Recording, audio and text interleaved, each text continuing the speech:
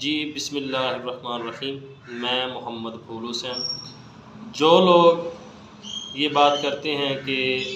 ہمیں شہوت نہیں آتی یا ہم بہت جلد فارغ ہو جاتے ہیں، مردانہ کمزوری کا مسئلہ بنا ہوا ہے،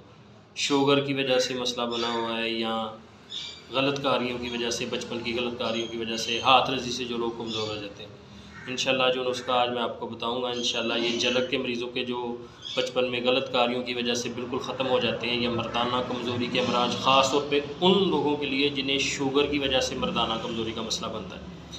ٹوٹل چیزیں ہیں اس میں 5، زعفران ہے 3 ماشے، دار چینی ہے 6 ماشے، کباب چینی 6 ماشے، جوند بدستر 3 ماشے اور ریگ ماہی 3 ماشے۔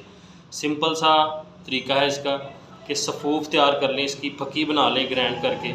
اور میڈیم سائز کا کیپسول، 1 کیپسول صبح 1 کیپسول شام دودھ کے ساتھ استعمال کریں۔ انشاءاللہ 15 سے 20 دن کے اندر مردانہ کمزوری کا جڑ سے خاتمہ ہو جائے گا۔ اور دوسرے نمبر پہ پٹھوں کی کمزوری کے لیے، جن کے اعصاب، پٹھے، کمر میں درد یا جوڑوں میں یا پٹھوں میں درد ہونا شروع ہو جاتی ہے اعصابی کمزوری کی وجہ سے، عمر کی